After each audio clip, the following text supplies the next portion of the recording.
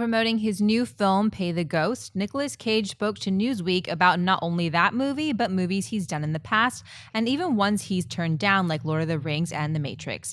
He explained that he didn't have any regrets and that he thought regrets were a waste of time. He then was asked about which directors he'd like to work with in the future. Cage replied, "I would love to work with Paul Thomas Anderson.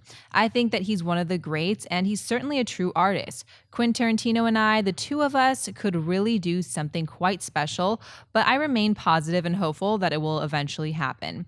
Dennis Bauer said that Nicolas Cage will work with Paul Thomas Anderson or Quentin Tarantino in the future. Well, I like that he has no regrets. That's a kind of like a good attitude to have. I will buy that he will someday work with one of these directors. I'm leaning more towards Tarantino because I feel like Tarantino and his style, he could find a way to fit Nicolas Cage into one of his movies. He's done that before with other actors, when like John Travolta's career was, kind of down, he brought him up. And, people forget because Sam Jackson's so big now. Sam Jackson was kind of like a character actor before Pulp Fiction. You would see him show up. He's even in Goodfellas. Right. But after Pulp Fiction, that's what made him a star, and he's revived careers. So I think he brought like Robert Forster in Jackie Brown. Right. He just brings David Carradine in Kill Bill. So I think someone like Nicolas Cage, I think he could fit into Tarantino, and maybe if Tarantino even hears this, he might. He's the type of guy. Yeah, he's the type of guy that would actually write something for him. Right. Paul Thomas Anderson, a little less so, unless he does something more like a Punch Drunk Love type of story surrounding Nicolas Cage. But I would say I would buy it sometime. He would work with one of these two. What do you think, Chanel? Yeah, you know what? I buy it. I think Cage is in this weird period of his career where it's like a lot of decisions for the movies he's making.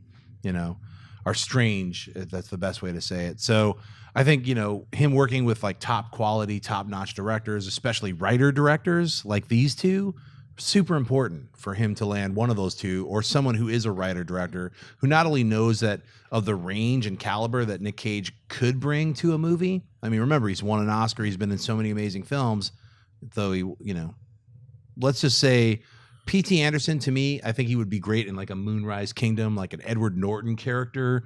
He could have played that character really easily. I think Nick Cage would have played that Edward Norton character that was in Moonrise Kingdom.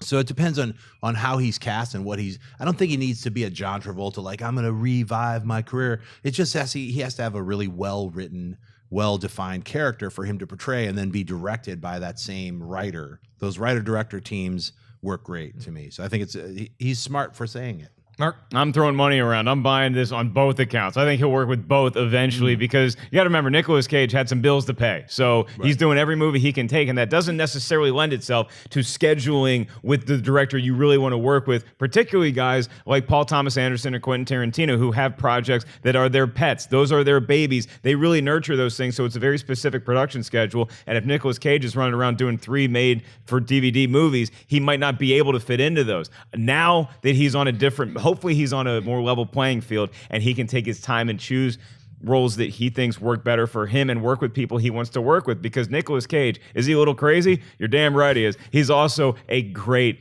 actor, and he's proved it even in films recently. So I'd like to see this happen, and I think it will. Can I just add that he is one of the greatest living actors around? That's what I'll say. He would have been great as Superman. I wonder what would have happened. I know. Yeah. What would have happened? But, Raising Arizona, Wild at Heart. He's great. Vampire's Kiss. Even Werner Herzog's Bad Lieutenant is an incredible role that he just killed it. So. But I think it's also one of those situations, though, because, obviously he has financial troubles. That's why he's doing all these movies. But then you kind of, at the same time, you're hurting yourself because you're ruining your kind of brand image of who you are. And, then directors are less likely to take a chance on you because then whatever kind of baggage you bring to that movie. So it would take someone, I think, like a Tarantino, right? To flip that baggage. Yeah. So Tarantino, if he casts him, everyone else would be like, all right, we trust Tarantino, therefore we're gonna buy into this. Because right now, I guess, especially a lot of times. And today, a lot of the younger generation didn't watch Nicolas Cage in any of the movies that he was really good in. Right. I loved him in adaptation, you know, stuff like that. But now he's kind of just more of a meme, right? Yeah. Like they just kind of like put Not his the head bees, not the bees. Yeah. Like little sniveling kids come up, be like, yeah, Nicolas Cage, not the bees. I'm like, I'm gonna strangle you if you don't walk away from me. Yeah. So I'm hoping that he does get kind of a break like this. and Yeah, get he will.